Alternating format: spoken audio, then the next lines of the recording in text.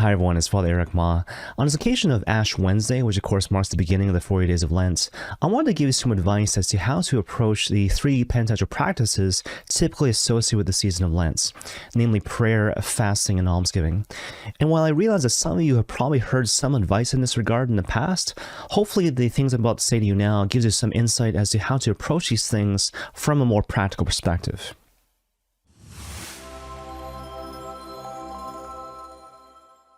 Now, obviously, with regards to prayer, the whole idea is to incorporate some form of prayer over the course of the 40 days of Lent that you wouldn't ordinarily do, right?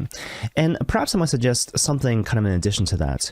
To incorporate some form of prayer, again, over the 40 days of Lent that you intend to continue beyond the course of the 40 days.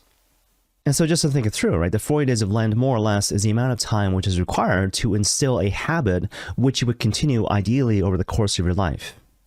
And so given all that, with regards to the subject of prayer, maybe a really important preliminary question you should ask yourself right off the hop is, what form of prayer should I be doing, again, beyond the 40 days of Lent? And so just to kind of pick a really easy example, I mean, let's say you're not used to going to Mass on Sundays on a regular basis. Well, obviously that's something you might want to incorporate over the course of the 40 days of Lent, again, with the intention of continuing this practice beyond the 40 days of Lent. Or to use another example, think about the rosary, right? So maybe what you want to do over the 40 days of Lent is, first of all, buy a rosary, and then carry a rosary with you with the intention of saying a rosary every single day, again with the intention of carrying on this practice beyond the 40 days of Lent. Or to use a third example, let's say you want to incorporate in your life some habit of spiritual reading. Reading some book by a saint or a Catholic author that you want to kind of maintain for 5 or 10 minutes a day.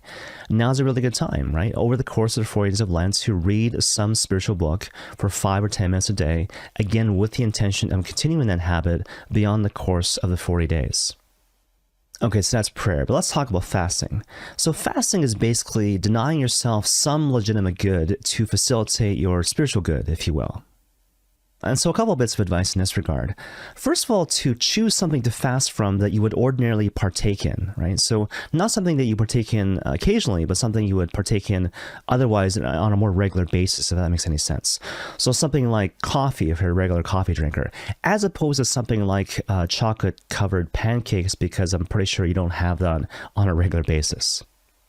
But I suppose the second bit of advice I want to give you with regards to fasting is to not fast from something which is overly oppressive, something which would bring you to your hands and knees, but something which gives just a little bit of a bite.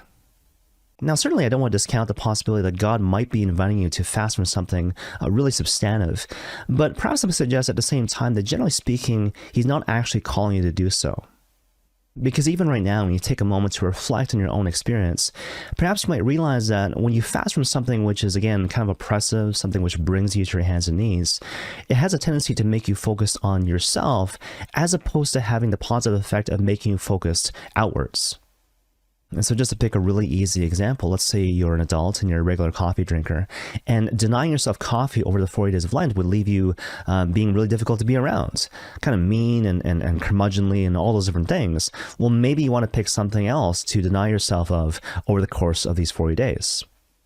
Because, of course, the end goal with regards to all these different penitential practices is not so much that you maintain the practice over the course of the 40 days. The end goal is that you become more like the person of Christ, that you become a person of love. Okay, but that brings us, of course, to the final penitential practice, the practice of almsgiving. So the funny thing about almsgiving is that it's traditionally associated with money, right? So people think about giving money to the poor or some charitable cause. And certainly that particular practice is associated with the idea of almsgiving, but it goes a little deeper than that. And so, for example, let's say you're a kid living at home. You're living with your parents, you don't have a job, you don't have a steady source of income. You know, what can you do to kind of capture the spirit of almsgiving during the 40 days of Lent? Well, I think in this regard, it's really important to remember that love equals time plus attention. It's a really famous expression by Adrian von Speyer. Love equals time plus attention. So what is the thing to which I give my time? What is the thing to which I give my attention? How I answer those questions reveals the thing or the person that I love. You know, Archbishop Thomas Cardinal Collins, of course, is the Archbishop of Toronto. He once spoke about the same point in a slightly different sort of way.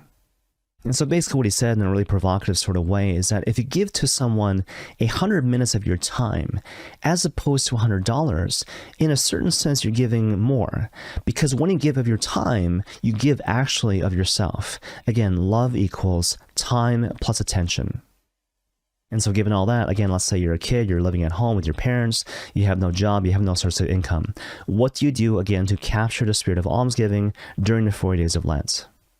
Well, perhaps I must suggest this. Encourage your parents to stay home with the family on a more regular basis, right? And so instead of going out, to stay home and kind of play board games, to make home-cooked meals, whatever the case may be. And the idea is that the money that you save can be contributed to charitable causes. And this is an idea that I once heard over the course of a priest seminar hosted by the Archdiocese of Toronto, but hopefully you see the brilliance of this point. And so the whole idea, just to make it clear, is that if we as a family collectively make the decision again to stay home to save money and then put the money to charitable causes, well then that's something that we all share in, right? That's a shared act of sacrifice and generosity on the part of every individual member of that family, even though some of them might not have jobs in the classical sense. Okay, now hopefully you find at least some of those different suggestions helpful for you from a practical perspective.